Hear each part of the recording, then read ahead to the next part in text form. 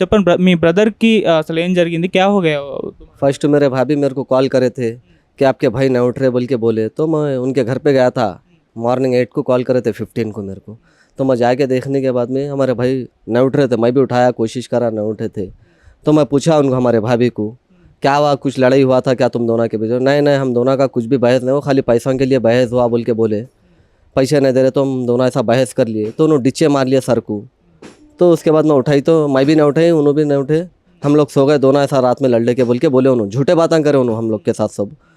फिर बाद में हमारे को मॉर्निंग में डाउट आया, ज़रा हॉस्पिटल को लेके जाने के बाद में हमारे को डाउट आया कि मुंह पे पूरे उनके निशान थे, निशान मारा थे, सर पे मार थे, पीठ पे मार थे उनके पूरे। तो जब डाउट आया, तुम रात में हर बार मेरे को छोटी छोटी लड़ाई को कॉल करते थे, अब कई को नहीं करे बोल के मैं पूछा उनका, हमारे भाभी को। तो उन्होंने बोल रहे थे कि नहीं तुम टेंशन में थे, तुम्हारे घर के प्रॉब्लम से इसलिए नहीं करे कॉल बोल के उन्होंने ये बात बोले मेरे को। फिर जब मैं मेरे को डाउट आने के बाद में मैं अल्लाहपुर पीएस में कॉल करा सीए साहब को, बोले तो डायरेक्ट अल्लाहपुर पीएस को कॉल करा। तो सीए साहब आ गए जब घर पे, आगे इन्वेस्टिगेशन करे उन लोग करने के बाद में बोले कि पूरा सब चेकिंग करने के बाद में बोलते हम लोग क्या है क्या नहीं इसका बोल के बोले Allahpur PS. So police station complaint ఇచ్చిన తర్వాత పోలీసులు ఏం చెప్పారు क्या बोला पुलिस सीए साहब बोले कि तहकीकात करने के बाद में हम लोग बोलते मर्डर है नहीं, उन लोग सुसाइड कर लिया बोल के बाद में बोलता हूँ बोले। जब फिर सीए साहब आके बोले कि पोस्टमार्टम से बॉडी आने के बाद में बोले सीए साहब के ये सुसाइड नहीं होता, ये मर्डर केस है बोल के बोले सीए साहब हम लोग को। ओके आपके कैसे पता चला गए वो लड़की दूसरे के साथ के भाई को मर्डर किया, कैसे आपको बताया? वो सीए साहब अंदर लेके जाने के बाद में उन दोनों को अरेस्ट करने के बाद में जो तौफिक नाम का है वो लड़का, हमारे भाभी तबस्सुम, उन लोग दोनों का एफर्ट चल रहा था कहते ऑलरेडी पहले से। उन लोग को अरेस्ट करने के बाद में पीएस में वो खूबू लेके हम दोनों मारे इनको बोल के बोल दिया हूँ। तफीक किधर रहते? 4 साल से रहते हैं आप उस लड़की के साथ, आपको नहीं पता चला? ये नहीं मालूम था मेरे को, ये हाल में मालूम हुआ था कि वो तौफिक कोई नाम का लड़का है इधर, ऐसा ऐसा टॉर्चर करा। हमारे भाई के साथ ऑलरेडी उसका बहस हुआ करते, वो होने के बाद में इन दोनों मिलके, हमारा भाभी तबस्सुम और ये तौफिक मिलके प्लानिंग करके प्लानिंग मर्डर करे। उन लोग पहले ऑलरेडी सोच लिए थे शायद, तो उन लोग प्लानिंग मर्डर करके मारे उसको। सो आपने भाई कभी बताया ऐसा हो रहा है ऐसा हो रहा है? ऐसा कुछ भी नहीं बोला हमारा भाई हम लोग को, उनके दिल की बात दिल में रखा था, हम लोग के सामने कुछ भी नहीं बोला वो ऐसा है बोल के। वो घर को आने ही नहीं देता था हमारे भाई को। हमारा भाई घर पे खाना खाने के भी लिए आया तो वो फ़ोन करके टॉर्चर देता था हमारे भाई को, घर को आओ बोल के। नहीं रुकने, मम्मी के पास रुकने ही नहीं देता था हमारे भाई को, बुला लेता था घर पे, आओ घर को आओ बोल के टॉर्चर दे के बुला लेता था। हर बहुत चीज़ से टॉर्चर दिया उसको, हर चीज़ से टॉर्चर दिया उसको, पूरा कंट्रोल कर दिया। हाँ, या घर पे आने ही नहीं दिया, मम्मी पापा के पास रहने ही नहीं दिया उसको, पूरा उधर ही बुला के उधर ही रख लिया। उसके मम्मी और उसका मम्मी उन लोग भी लड़की का सपोर्ट बहुत किया उसको, उन दोनों का भी, उनके मम्मी का भी हाथ है उसमें, उनका मम्मी भी हाथ है उसमें। तो उसको बताया आप? मम्मी को बताया वो ऐसा ऐसा करने वाला है बोल के, लेकिन हम लोग को झूठ बोला उन लोग, हमारे को नहीं मालूम ऐसा क्या हुआ क्या नहीं बोल के, कुछ भी नहीं बोला वो। अभी पुलिस वाले उस दोनों को अरेस्ट कर दिया? हाँ, अरेस्ट कर लिया उन दोनों को, रिमांड पे भेज दिया उन लोग को।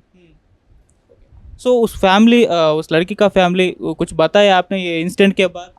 बात कर दिया? कुछ भी बात नहीं करा, अभी तक हम लोग के घर पे भी नहीं आया, कुछ ऐसा कुछ बात भी नहीं करा उन लोग। हमारे भाई का एक लड़की था, वो भी लड़की भी उसका ही नहीं है कहते, हमारे भाई उसका ही है बोल रहा हो, तो हम लोग भी अभी बात नहीं करा उन लोग से। सो 4 साल से लगड़ा हो रहे हैं ना उस लड़की का एंड तुम्हारे भाई को कुछ साल कोई అంటే आपने फैमिली में कोई सॉल्व करने नहीं आया? मैं ही जाता था उन लोग के हर झगड़े सॉल्व करने के लिए, मैं ही जाता था उन लोग के लिए। उन्होंने मेरे को कॉल करते थे हमारे भाभी, उन लोग हर छोटा भी लड़ाई हुआ तो घर का, हम दोनों भाई का उनका, मेरे को कॉल करके बुलाते थे, हर बार बुलाते थे। छोटा भी लड़ाई हुआ तो रात में कितना भी टाइम होते मेरे को कॉल करके बुलाते थे, मैं जाके कॉम्प्रोमाइज़ करा देता था दोनों का। अब ये फर्स्ट टाइम इन्हों कॉल नहीं करे, तब प्लानिंग करके मर्डर करने के बाद में इन्हों कॉल नहीं करे। हाँ, पूरा प्लानिंग मर्डर है इन लोग का, इसलिए मेरे को कॉल नहीं करे इन लोग। सो लास्ट टाइम कब बात कर दिया आपके भाई के साथ, क्या क्या बात करी?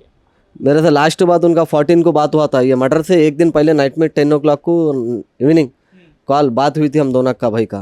ऐसा लेट हो गया चल जाओ बोल के मैं बोला था हमारे भाई को, ठीक है जाता हूँ बोल के, इतना ही बात हुआ रात में मेरा।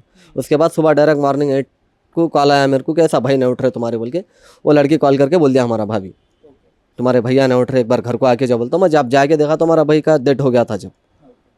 सो आपके भाई क्या काम करते थे? अभी फैमिली पूरा उसके पास डिपेंड है ना, अभी कैसे हो? हमारा भाई ऑटो चलाता था, वो उसके ऊपर ही चलता था पूरा घर, उन्हीं देखता था फैमिली को, मम्मी पापा को, सबको उन्हीं देखता था हम लोग को। अभी कैसे फैमिली चलते हैं उसके अंटे पूरा डिपेंड है ना अभी वो नहीं कैसे अभी एक भाई भी है मेरा शादी का अभी, अब पूरा तो उसके ऊपर ही था जिम्मेदारी। अब गवर्नमेंट से है मेरे को, अब कुछ भी करना है सपोर्ट उन लोग ही करना है, और उसको फांसी कुछ भी सज़ा होना उसको। और कुछ जस्टिस सीख रहे हैं आपने और जस्टिस का पूछ रहे हैं आपने अब कुछ भी पूछना तो नहीं है मेरे को, बस गवर्नमेंट से यही है कि उसको सज़ा होना, जैसा मेरे भाई को हुआ उसके साथ भी वही सज़ा होना उसको। नहीं तो मार डालना उसको, कैसा मारे उसकी भी जानना ना। दुनिया में मेरे बेटे के औलाद को ख़त्म करी, नहीं रहना नहीं तो चले जाना था, नहीं रहती तेरे बेटे के साथ मेरे को दूसरा मर्द है बोल को चले जाना था, मगर बेटे को जान मेरा बेटा मेरे को हकाना डाल घर को, नहीं ऐसा नहीं करना, इंसाफ होना सर, इंसाफ होना मेरे बेटे की इंसाफ होना। సో ఈ ఇష్యూలో పోలీస్ స్టేషన్ నుంచి మీకు ఫుల్ సపోర్ట్ దొరికిందా వాళ్ళు ఎంక్వైరీ చేయడం ప్రాపర్గా వాళ్ళని అరెస్ట్ చేయడం ఇదంతా కూడా కరెక్ట్గా జరిగింది हाँ, अल्लाहपुर से हम लोग को फुल सपोर्ट मिला। हमारे अल्लाहपुर सीए साहब वेंकट सर बोल के है, उनका फुल सपोर्ट मिला हम लोग को, बहुत सपोर्ट करे हमारे को, उनका शुक्रिया अदा करता हूँ मैं। సో ఇది మరి ఇక్కడ అల్లాపూర్ పిఎస్ పరిధిలో జరిగిన ఘటన అంటే 5 సంవత్సరాల క్రితం వాళ్ళిద్దరికి కూడా పెళ్లి జరిగింది కాకపోతే 4 years బ్యాక్ ఒక వ్యక్తితో పరిచయం అవ్వడం ఆ వివాహేతర సంబంధం భర్తకు తేలడంతో ఈ విధంగా ఆ ప్రియుడితో కలిసి అయితే భర్తను చంపేసింది సో ఫ్యామిలీ మొత్తం కూడా వాళ్ళ అబ్బాయి పైన డిపెండ్ అయి ఉంది కాకపోతే ఇప్పుడు ఆ అబ్బాయి లేకపోవడంతో ఫ్యామిలీ మొత్తం కూడా ఇలా రోడ్డున పడాల్సిన ఒక పరిస్థితి వచ్చింది అతను ఆటో నడుపుకుంటూ కూడా ఫ్యామిలీ పోషించాడు బట్ ఇప్పుడైతే వాళ్ళ పరిస్థితి అయితే అతి దీనంగా ఉందని వాళ్ళ ఫ్యామిలీ మెంబర్స్ చెప్తున్నారు అంటే ఫ్యామిలీ దగ్గరికి కూడా భర్తని రానివ్వలేదు పూర్తిగా కంట్రోల్ చేసేసింది ఇంటికి వచ్చినా కూడా అసలు ఏమాత్రం కూడా ఫోన్ చేసేది రమ్మనేది టార్చర్ పెట్టేది డైలీ గొడవలు అవుతూ ఉండేవి వాళ్ళ బ్రదరే వెళ్ళి సాల్వ్ చేసేవారు అని చెప్పేసి అతను కూడా చెప్తున్నారు సో ఈ విధంగా తన సొంతింటికి కూడా వెళ్ళనివ్వకుండా పూర్తిగా కంట్రోల్లో పెట్టుకుంది అయితే తఫీక్ అనే ఒక వ్యక్తితో పరిచయం అయిపోయిన తర్వాత భర్తని దూరం పెట్టేయడం గొడవలు జరగడం సో ఈ విషయం భర్తకు తెలియడంతో ఇక చంపేసి ఆ తర్వాత ఆమె వాళ్ళ బ్రదర్కు ఫోన్ చేసి ఈ విధంగా ఇలా జరిగింది మీ